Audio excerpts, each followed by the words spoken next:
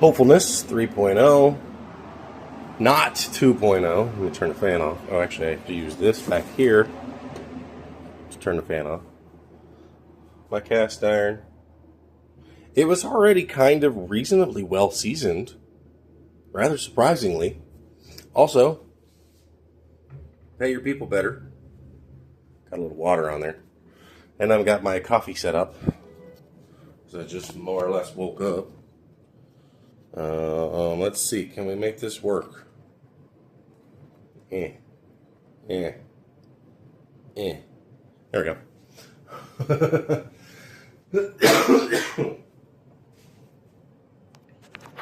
Plugging you in. I think I'm sick yet again, which is surprising because I don't live with anybody right now. I think it's just maybe a residue of like having lived at the shelter last week and, possibly, having been on the bus pretty much every single day for the last week as well. Flip you up and then maybe tilt you up. And then let's get a better shot angle here. Gonna make my coffee. I dropped a couple of my little filters into the sink. Very sad. Well, whatever. So I don't know if anybody's ever done, anybody who watches this, which so far has been nobody. But this is the AeroPress system. You put your filter in here, screws in on the bottom. You put it on top of whatever your drinking vessel is. In this case, I'm using my blender bottle because the top has got a crack in it, so it doesn't seal right. So I just use it as like a cup now. This is the little plunger that you use to push down on it. We'll get to that in a minute. Here's the funnel. I was in the store and I still wanted to get another funnel because I've already realized at least one need, but we'll get to that in a minute. And we put that in there, so now the general system is up and running.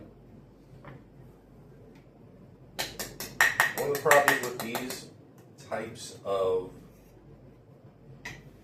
God, it smells so good.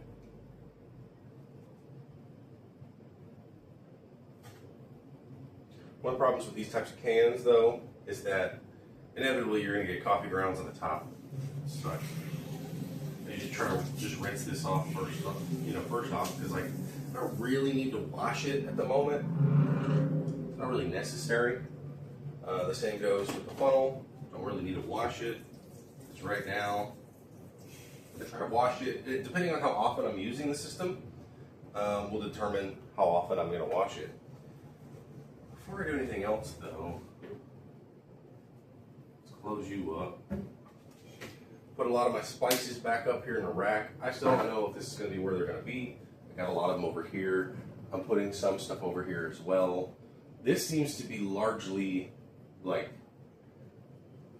I will probably have all the spices over here, honestly. But this seems to be largely like general ingredients, like bulk stuff. I'm going to need some more cornstarch soon because why not? I'm in the middle of another sentence and I'm going to move on. I'm sure it's not going to look appealing right now. But this is a prepared, almost looks like a little protein shake. It's got milk in it because I got milk in the house now. This is a Dutch baby just waiting to be born. Or a popover. Made it last night.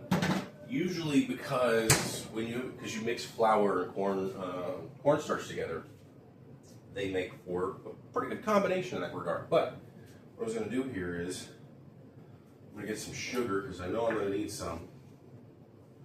Okay, let's get one of my spoons. And I'm going to take these bigger chunks. I moved most of my sugar into one of the bigger versions of this. In fact, I think you could have seen it just now, right there. And that's the sugar that I've already had, that I had in storage. So far, I'm good. I think. I don't know. Could be dying. Doesn't matter anymore. All right. that. And this sugar specifically, I wish I would have bought it when I was there.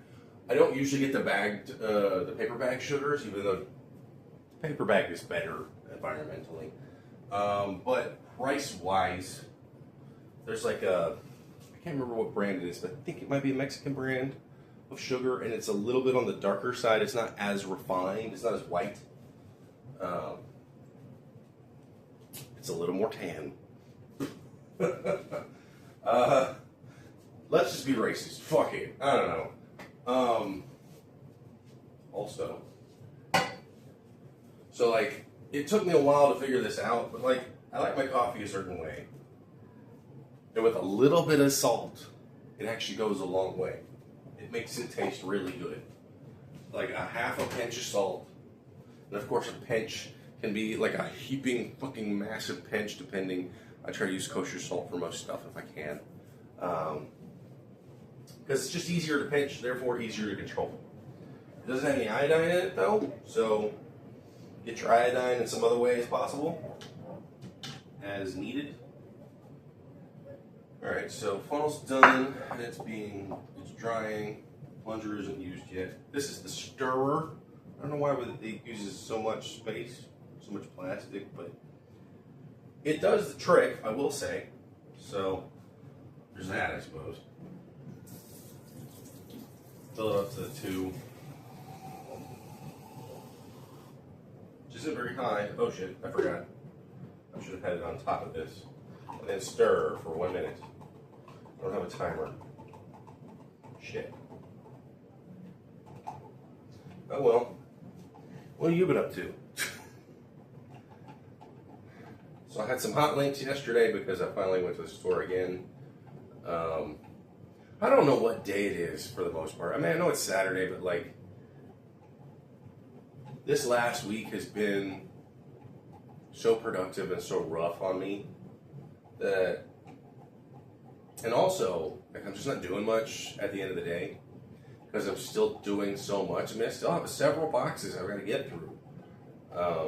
And I got to break them down, and I got to throw them away, and all that kind of stuff. And I know some of these are going to be a little bit more of a pain in the ass than others when it comes to their general nature, especially like the documents ones. One thing I will try to do, I try to separate documents between the things that I know for a fact I just don't need anymore, and ones that may be necessary to hang on to. The ones that I know for a fact I will not need anymore, I am going to see if I can take them down to the property management office and get them shredded. Because I don't have a shredder. Why would I have a shredder? I was a homeless guy. Yeah, I had a life beforehand, but you know what I usually did when I needed to shred stuff? I went to work. Or I usually just forgot and kept them in a box somewhere, which is why they're in a box somewhere. I think that's about a minute, probably. Take a little extra. Alright. It says on the website to stir for a minute. That is absolutely necessary. Probably so that you can get as much water in the coffee grains as possible, connected with them and all that stuff. Use this shred of paper towel that I accidentally made to wipe up that little coffee drip. Because sometimes you just have to use every single bit of everything that you have because you're a poor person. And then we just slowly press down. And obviously this is a tall cup, so you want to be relatively on point. You don't want to accidentally knock it over. One of the things about the AeroPress that's really cool, especially if you have a mug and you're doing like hot coffee and all that shit, is it's generally a faster process for one. You don't stir for a minute. When you get to the area where it's just all air, it creates this nice little crema at the top, which is cool. And I always do a little bit of a rotation just to try to squeeze out as much additional liquid as possible. In this case, yeah, I need to using this little bag as my trash bag at the moment.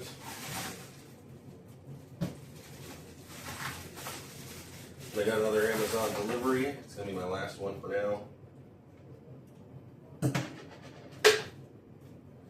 Oh, cool. And I made a nice little puck. Cool. And that Amazon delivery was supposed to be here on Monday, but I ain't complaining. It's gonna be my foot tub. Having a foot tub might be very necessary in these coming days. I don't know exactly how good my foot health is, but it's also going to give me a reason to get some Epsom salt in the store so that I can have that ideal. I can always just rinse them off immediately afterwards. Because again, you know, it's like I'm not using them long enough to like create stains and stuff. And I mean, it's a pretty dark colored system. But then there's like residue aspects as well. And depending how frequently I'm using it, and usually once a day is about the most I would typically use it, I will generally like do a full on like legit wash after about a week. So yeah, my cast iron pan, I don't have the right oil, so I'm gonna need to get some either canola oil or peanut oil. I'm probably gonna get canola oil. Just because it's easier enough and it's clear and stuff. Plus all the peanut oil that I can find at Smart & Final is basically a giant ass jugs, and while that is very efficient, I don't need that much oil. Like, that is not an amount of oil that I have a need for. But yeah, one more thing. Let's go ahead and stir this up at the very least.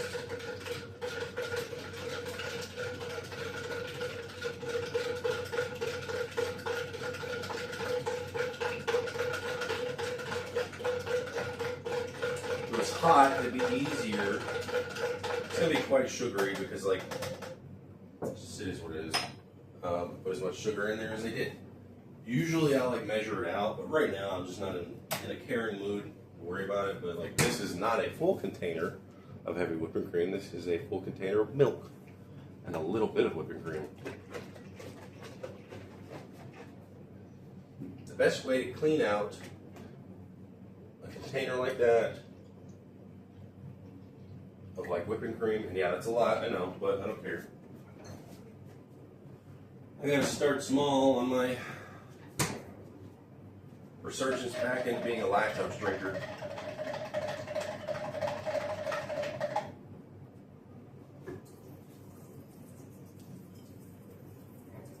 Now, one might say you should use cold water to rinse stuff, especially if you're going to reuse certain things. And usually that is a good idea, because especially if you're rinsing stuff off that has proteins in it. Because if you use hot water, it might denature the proteins, cause them to clump up and stick to whatever your utensil is. Denature means to cook, basically.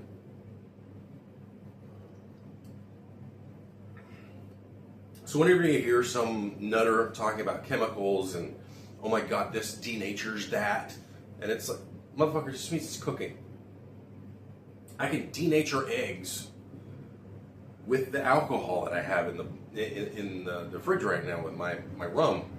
If I got vodka, I could do the same thing. Alcohol, ethanol, will denature the proteins in food stuffs.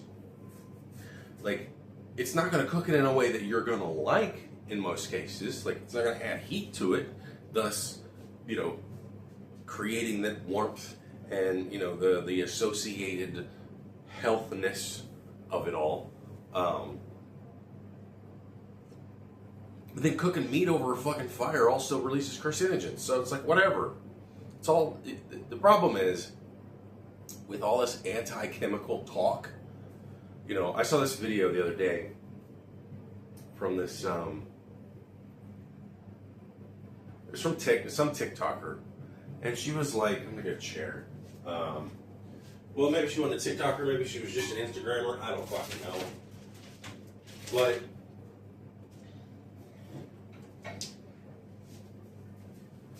it's her complaining about the. Let's make it drop this down a little bit now. Let's get to the same level. She's like, you know, whenever you mention chemicals, there's always some science nerd out there, or science bro, was like, well, banana is all these chemicals. It's like, yeah, I know, but if it's listed as an ingredient on, like if the banana is an ingredient in something else, it's not going to have all the ingredients of the banana. It's just going to say banana. And I'm like, I get what you're after, but like, she then started going into the same ass talking points that so many other people talk about, where the pronunciation of the word. If you can't fucking pronounce the word, you have a magic rectangle in your hands. Use Google to go to Wikipedia and look up that word that you can't read. Because Wikipedia has a pronunciation option next to it. If you don't understand the IPA, the International Phonetic Alphabet, you can then go to a website that covers the International Phonetic Alphabet. You can learn. You can learn how to pronounce things that are on your ingredients list. But in the meantime, as you're learning how to pronounce this fucking word, you can also read the rest of the document that tells you what the fucking thing is. It's like... And usually they're trying to sell you some shit. Some kind of bullshit-ass supplement that doesn't do anything. Or causes you to have diarrhea. Because what a cleanses usually do, they cause you to have fucking diarrhea. Which just means that you're becoming dehydrated, because if you have diarrhea, it means you have excess water leaving your body. And usually, because that excess water is there to prevent whatever's in your system from staying in your system. Like, I'm currently sick right now. I'm producing excess amounts of mucus. Why? Well, because part of it is white blood cells. Those white blood cells have been fighting off, viruses or other pathogens, bacterium, etc., dirt. I could be sick because I'm in this building and it's new and it has a bunch of just building stuff all up in it. Like new car smell. Why does new car smell what it smells like? And I mean actual new car smell, not the little air refresher that tries to mimic it. It's because you're smelling a bunch of fucking chemicals that are off-gassing from the very machine you're inside of. From all the stuff, all the materials it's made of. It's made of different types of like synthetic materials, various plastics, various types of, faux leathers, potentially real leather, etc. And, the various treatment chemicals that they use in order to make it to where it's not going to, rot. Because if you just had straight fucking leather, if you went over to a cow, you killed it, you skinned it, and then you put that leather in your car, it's going to rot. It's not going to do anything. You have to treat it in a certain way in order to ensure that that thing doesn't break down and rot. Well, we have used certain types of chemicals to do that, and we've been doing it over and over again. But chemicals aren't bad just because somebody uses a scary tone. Like, water's a fucking chemical. And you know what they put? Yeah, they put water as the ingredient in the thing, Yuppie mayo. One of the first ingredients, soybean oil. Okay. Seed oils. Oh no, it's a seed. Who fucking cares? What's wrong with a seed? Aren't seeds good for us? Aren't plants good for us to eat? Well, what then would be a problem with seeds? It doesn't have all the fiber in it? Well, it's just fucking fat. It's lipids. It's the stuff that your body needs. It is a hydrocarbon. All right, next one. Egg yolks. Yeah, I'm not going to put the entire list of, various chemicals of an egg yolk in there. Water. It's not dihydrogen monoxide listed, of course. Vinegar. It's not listed as acetic acid, even though that's what that is, and a lot of people will look at it and go, oh my God, it's acid. You know what? You know what kind of acid you have in your body that is like in every single portion of the minutest part of all of your human being, deoxyribonucleic acid, otherwise known as DNA. DNA is acid. Oh no, we're gonna... What? What's gonna happen? What's gonna happen because you have this acid in you? Oh, but I'm not ingesting it from this company that I don't fucking trust. Oh, okay. There's the issue. It's not about the acid. It's about the company that you don't trust. So then go buy from another company that relabels their food in such a way to make you feel fucking better about ingesting the same goddamn ingredient. Pay more money. But don't fucking fearmonger, you disinformation fuckheads. You know, acetic acid is vinegar. You know, it even has in here salt. What is salt? Well, table salt, general salt, is a molecule. But what you're going to get is you're going to get more like that kosher salt. It's actually technically sea salt. Sea salt and kosher salt are the same fucking thing, by the way. They're salt. They're just manufactured slightly differently to get you different crystal sizes. And so, I got salt. Well, salt is sodium chloride. If you ingest pure sodium into your system, you're going to have a bad time because it reacts with fucking everything. Reactivity, the higher capability, the more reactive something is, the more devastating it will be to your body. Because salt, if we go back to our chemistry days and we look at our valence electrons, you know, the outer shell. Well, so salt's pretty low on the periodic table. You know, it's like number 3, if I'm not mistaken. I might be wrong. Sodium, rather. On its outer shell, which will have 8 total of electrons, it only has 1, which means it will easily give up its electron. When it has when it has fewer electrons, it usually will mean that it will give up the electrons more easily. Well, through that causes chemical reactions. On the opposite side, you have chlorine, which has 7 electrons in its outer shell, and so it's more likely to steal those electrons, to take them. So you could say that certain types of chemicals, some atoms like chlorine, are much more likely to steal.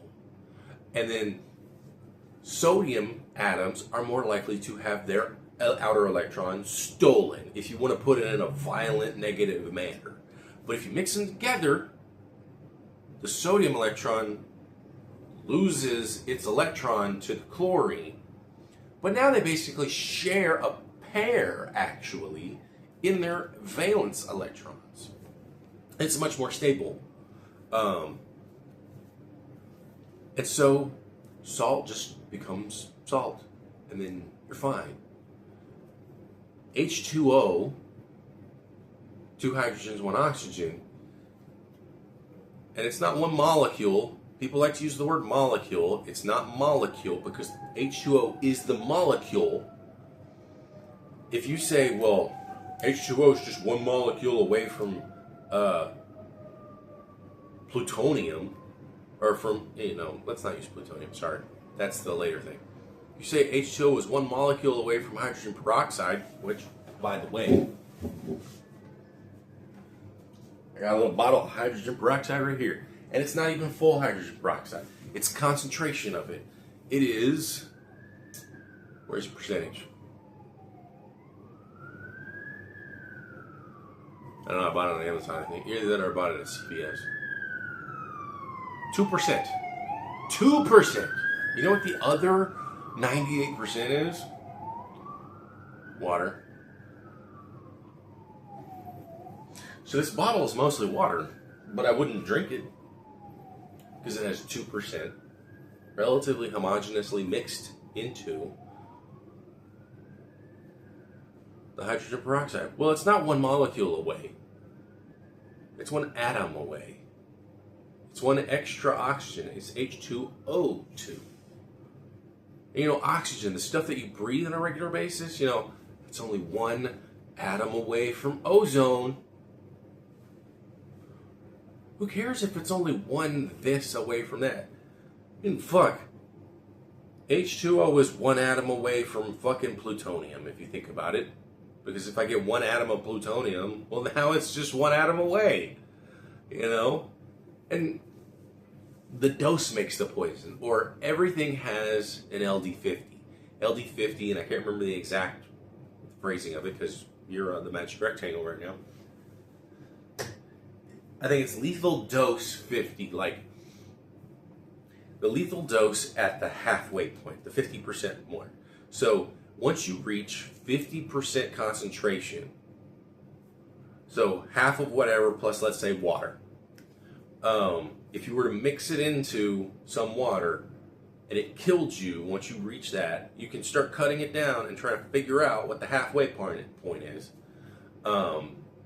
And if it kills you at that, there's a specific dose. So some things are much more concentrated, need a lot more water to reach that 50. Some things need a shit ton more stuff. So when you need that shit ton more stuff, you're probably not actually consuming that much. Like, bananas have fucking potassium in them.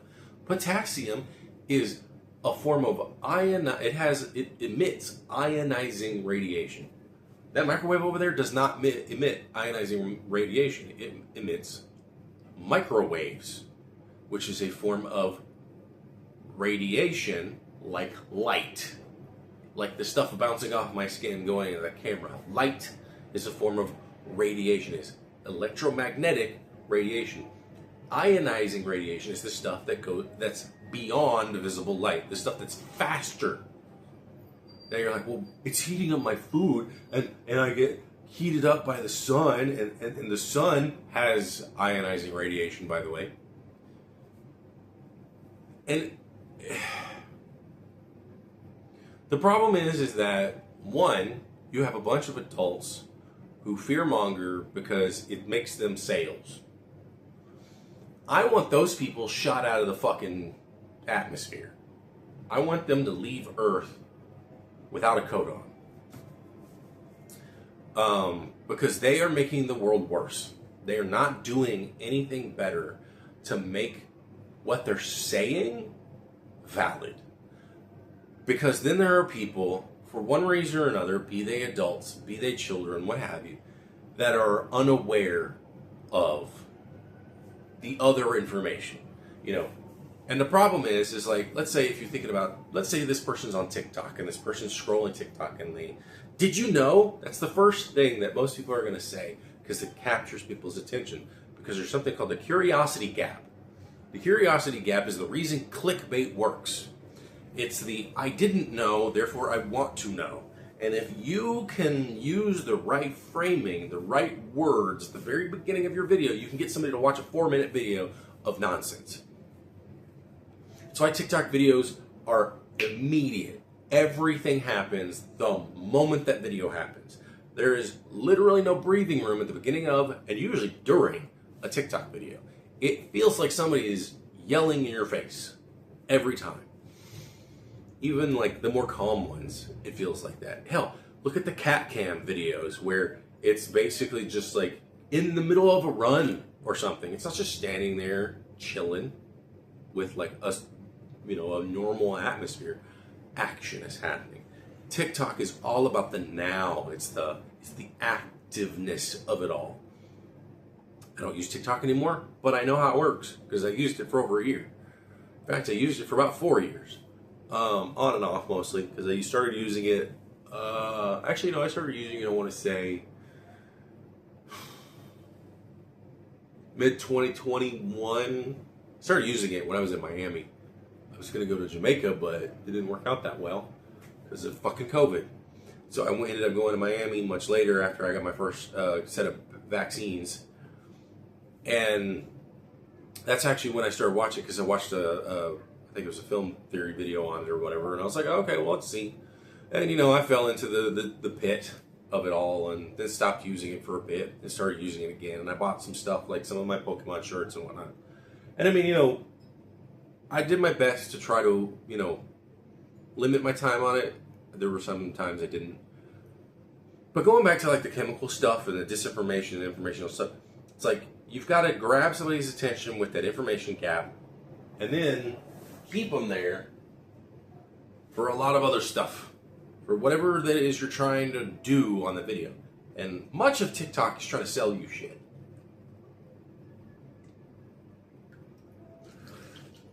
Damn, that's good. Oh, man. Sweet as fuck, but, it's because I put a lot of sugar in it. Oh, no, sugar. Glucose. Sorry, sucrose. I can go get some apples and consume too much fructose. When there's this video, there's a great, I can't remember his actual name, like his YouTube channel name. I used to follow him on TikTok, and then I found him again on YouTube by accident. His name is Liam. He gets tagged in all kinds of stuff. He's a great communicator when it comes to this stuff. So he reacts to a bunch of videos, but he doesn't just react and just like sit there and watch the video and like, and then be done with it, which a lot of React channels does. He reacts to videos, and he often reacts to the comments associated with the video. Or he's reacting to like a recipe style video. And the thing about him though is he is a dietitian, not a nutritionist. Nutritionists don't have to deal with like medical certification. Dietitians do. So the difference between a nutritionist and a dietitian is one of them is legit, the other one is whatever the fuck they want to be.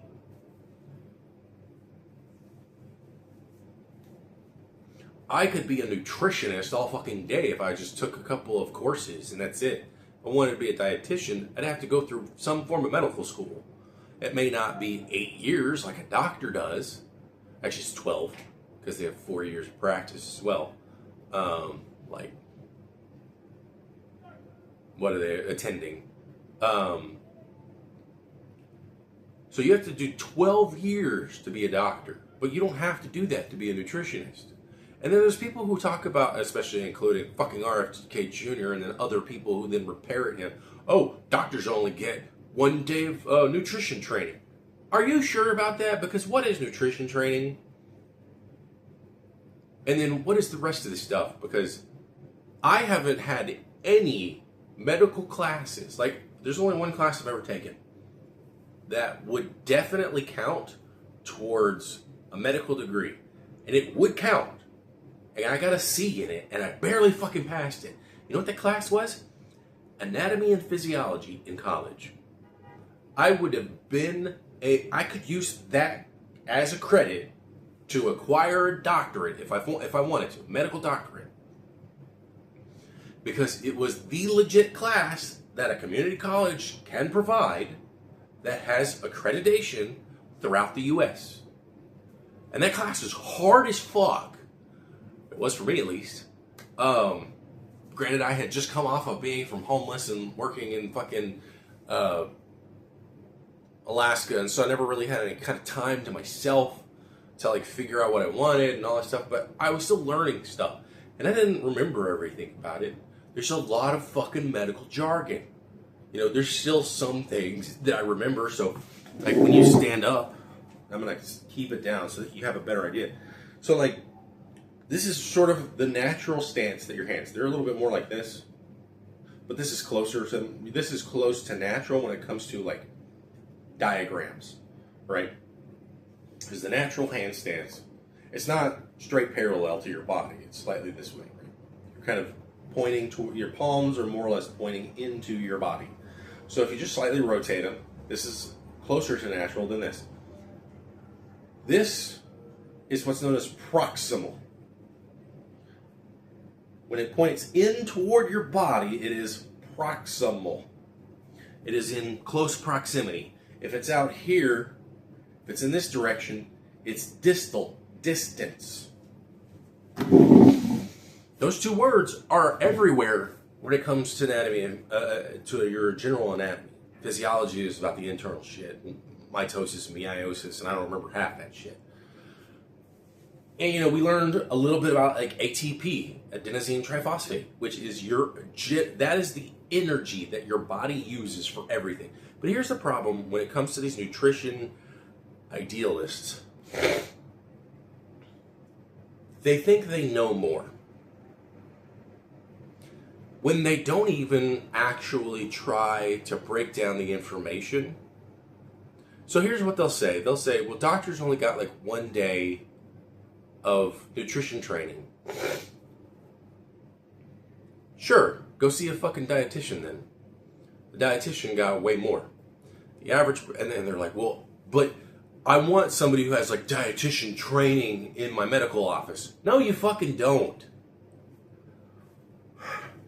Maybe you want a dietitian, you want to be referred to a dietitian because your practitioner, your GP, your general practitioner should have a good general knowledge of how the human body works. Generally. That is their purpose. They are the gateway. They are the doorway into the medical world. You want somebody who has a better general understanding so they can communicate to you as needed and then also knows how to direct you. They are the receptionist into the building that is medical science. They're your directory. But when you have people who are like, well, my doctor didn't know anything, whatever, it's like, you probably don't know how to fucking talk to your doctor. That's probably the reason. Because I don't have that problem.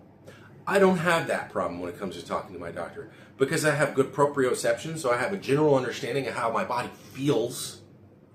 I have a better understanding, I have a good understanding of like what is physically going on in the physical space. I know where my hand is versus where my head is and all that kind of shit. Right? I look stuff up all the time, but I don't do it in a way to say I know better than my doctor. I do it so that I know how to communicate with my doctor. So when I do, because I don't know everything, and I can't know everything, and they can't know everything either. I only realized that my tinnitus is probably related to the fact that I smoked some DMT once. And why do I think that? Because I could not figure out why. My doctor couldn't figure out why. The hearing, my hearing test was great. The audiologist that I talked to, he's got tinnitus. He's like, yeah, there's no real way to treat it. And I'm like, yeah, I know. But like, I'm going to talk to these people to see if there's more information than what I have. But I'm not going over there rubbing it in their faces or anything like that, or then coming home and saying, well, fuck these guys, they don't know what they're talking about. It's like, no, I'm not doing that because I'm not an arrogant asshole. I'm not a narcissist who thinks they knows better. I use my various magic rectangles. My laptop is a rectangle. My phone is a rectangle. I use the various magic rectangles to acquire information, to synthesize it into my brain so that when I do talk to a doctor, I can at least give them information that's relevant to my experience. I'm not saying that my ex-girlfriend, I don't want to really call her an ex-girlfriend because I think of exes as like crossing them off kind of thing. She's married and, I'm sure that's going to go well. But like, she's a good person and she and I still talk. And so I don't really like to call her an ex. My former girlfriend, she's having trouble with her medical issues. Now, it's probable because she likely has fibromyalgia. The problem with fibromyalgia is not something that you can fix by eating your food, which is another problem. People seem to think that you can just eat something and be healthy. And it's like, sure, if you have no real problems in your life. And I think that's really what it boils down to. It kind of goes back to something that I thought of back when I used to hang out with the Occupy Wall Street people. Bear with me. I'm going to go close that window. I forgot it was open. Ow, shit, fuck. God damn it. As I was reaching to move my hand around the fucking curtain, slammed my fingers right into the wall, just straight on. This finger has been jammed since I was 12 years old. Cannot be unjammed because of all the whatever. I'd have to go in, and I don't know what a jammed finger is, you know, on the medical scale, if you will. I just know that it doesn't really like to bend the way that this one does. All kinds of shit. It's probably a connective tissue issue. And it rhymed. What the fuck was I talking about? Damn it.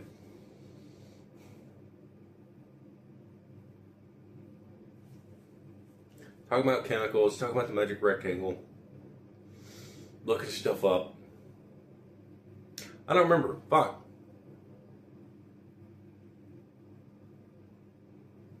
You know, she has a hard time with fibromyalgia.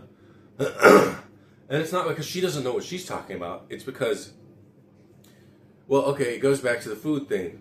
Oh, it's the self-righteousness. So when I was back hanging out with the Occupy Wall Street people, a lot of these people didn't really have any trouble in their life. Some of them were homeless, but a lot of them weren't. A lot of them were just basically what your old school like Vietnam hippies were. They were rich kids who had plenty of time on their hands and no real struggles in life. And sure, they were upset about some of the systemic issues, and I get that, and that's all fine and good. That's respectful. But then they started talking about stuff that was nonsense. Kind of like the food thing. Or like, you know, even right now, there's that, like, lawsuit with glyphosate. And it's like, it's still not as cut and dry as people like to think it is. You know, you can manipulate the jury into thinking something that's true that's not true. That's kind of what lawyers do. It's about reframing. You know, it's about winning. That's really what, from my own experiences in the world of the justice system, it is not about truth. It's about reframing. I mean, look at the fucking special meetings and stuff that are happening, like Pam Bondi and whatnot. She was a lawyer, but what did she do? She always constantly went on the offensive. She'd use ad hominem. She would try to discredit. She used basically every logical fallacy possible to reframe what's happening. She wasn't trying to help them get to the truth. She was trying to create another truth, and alternative facts, if you will. And that's part of our problem in this society, is that all you have to do is drop one little drop of truth into something, and you can turn bullshit into the truth with enough confidence, with enough arrogance, with enough narcissism. And those people from the Occupy Wall Street movement had a lot of the same issues that I'm still seeing with these like so-called medical professionals who don't fucking know what they're talking about when it comes to actual medicine. Like, how many actual medical doctors have these people talked to when they say, well, doctors only get 1 day of medical, like, nutrition training? And then when they tell me this, what do they know that they haven't yet said? Oh, well, you just have to go find it out. Well, you have to do this, or you have to... But they never give you a source. You know, Wikipedia is never a source for these people. And I'm not saying Wikipedia is the source. Wikipedia is the starting point. It is better than virtually every other website, though. And I don't mean like science websites where they literally drop the goddamn article, where you have an abstract and then they break down their whole process for 15 pages. The average person's not going to read a scientific publication. They're just not gonna. I'm not gonna fucking do it. I'll read the abstract. I'll get a sense of it. But here's the problem even with that, right? The abstract is not inherently a problematic thing to read. It's not. It is just a synthesized. It's like, here's kind of what we found, right? But and like these are the quick and ugly talking points. This is the elevator pitch of the entire thing. The elevator pitch is to convince you to read the rest of it. That's the point of the elevator pitch when it comes to like movies and television shows and stuff like that. The point is to entice you into investing into the rest. That's what the abstract is there for. I'm not reading past the abstract. It's not because I think I'm better or anything. It's because I know that I'm not going to be able to focus that hard. There's a lot of concentrated, the information in a scientific publication is extremely jargon heavy. It's very nuanced. And you're not necessarily going to come up with the same conclusion that they did. Because in order for you to come up with the same conclusion as them, you have to follow their procedures. And this is one of the things about the world of science that a lot of people just don't get. Science isn't a thing of belief, by the way. It is not a practice, it's not a religion, it's a practice, it's not a religion. So when religious people say, well, science is their God, no, it's not. I am an atheist. I do not believe that God exists, okay? I do not believe in science. Why would I say that? Because to me, belief is based on a lack of information, on a lack of evidence. To believe God exists basically means I have to change my entire thought process about life in general. And I just don't believe in anything. Instead, I understand science, because science is a process. It is a system of actions. There's the scientific method, where you have your basic thought, then you have your hypothesis, and you have your data collection, and you have all your experimentation, and you come up with some kind of product. And sometimes that product is not related to the hypothesis, and sometimes that product is just like, we need more information. And sometimes it's related. But there has to be specific, rigorous processes within said process. You can't just be like, okay, so my hypothesis is crickets can jump 100 miles an hour. So you measure one cricket and it measured 50 miles an hour. I'm like, well, I'm wrong. Or you do the other way around. You're like, well, I measured one cricket. It was 100 miles an hour, adjusted for whatever. So I'm right. It doesn't work like that. You'd have to measure, ideally, hundreds, potentially thousands of crickets jumping from standing still to their next spot or whatever, to then create a data plot of all of them to see where the average is.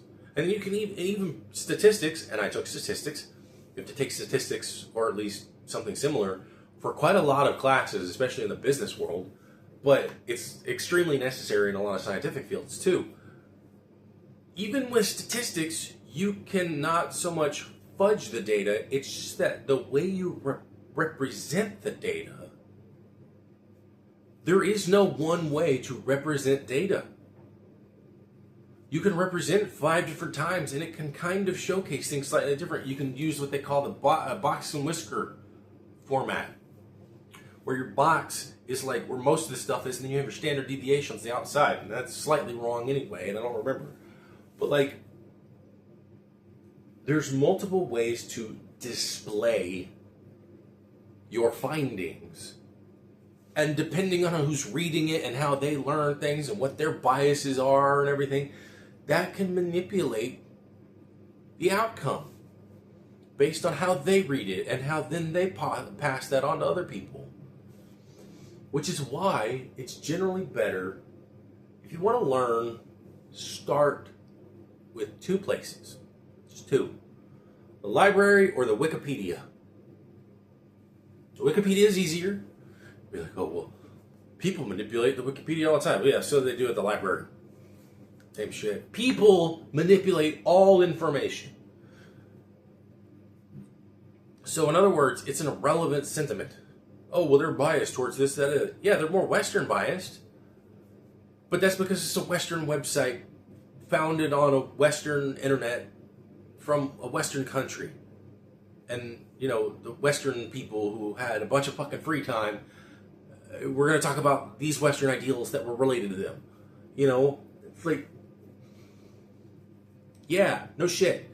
But like, even then, they still have talk pages and they still have editors and shit. Like, there's so many people behind the scenes in Wikipedia, especially about like important information, that they don't just let shit go. You can't just write whatever the fuck you want and have it always just laying there. Everything has a bias, no matter what. You can try to be as objective as possible, and that's a better way of looking at it. But of the things that do have a bias, Wikipedia is one of the least biased. And if you're one of those people who thinks, nah, I need to use Grokpedia, well, Grokpedia is copying off of fucking Wikipedia. It's cheating on its test, copying off of Wikipedia. It's copying off the smartest kid in the class. But you want to copy off of the idiot copying off of the smartest kid in the class instead of copying off the smartest kid in the fucking class. Stop falling for the anti-chemical shtick from all these fucking idiot influencers. Start thinking for yourself. Start using least biased web pages, starting at Wikipedia. Like, even Google nowadays is annoying because it has a fucking AI overview nonsense. Go to the goddamn library and look at an actual book that might be related to what you're looking at. You want to look at Frederick Douglass? There's lots of books about Frederick Douglass. You want to look at, what makes food, what is ATP? Go look that up. If you want to understand dew point, go look at a meteorology book. The sources exist. The information is out there. But in order for you to do that, you have to put away the TikToks or the Instagram Reels or the Threads or whatever the fuck. And you have to go somewhere else on the internet that has information in a way that isn't going to be nearly as fun to ingest. And you're going to have to spend some time on it. Reading, scanning, perusing, control effing. Whenever I look at a Wikipedia page, I almost never look at the whole thing. I'm looking at pieces of it because they're usually broken down really well. A lot of times, a synopsis is extremely useful, akin to the abstract. I'm not going to read the whole page about smartphones. That's not necessary. I've had a smartphone in my life for 20 years almost. Okay, more like 16 because I got one in 2010. But the point is, just because a banana is also chemicals doesn't mean the chemicals in your food are bad. Look up niacinamide. Look at it, what its process is, its uses. Look at things like rickets, why rickets is what it is, and what you can do to fix rickets, or actually rather prevent it, because fixing it's a little harder than preventing it. And, it's like, just figure stuff out, learn things, be curious. Don't let somebody else think for you. Because if you let somebody else think for you, they'll sell you fucking anything, and it might even harm you. But you won't be able to blame them. You'll only be able to blame yourself. Have fun.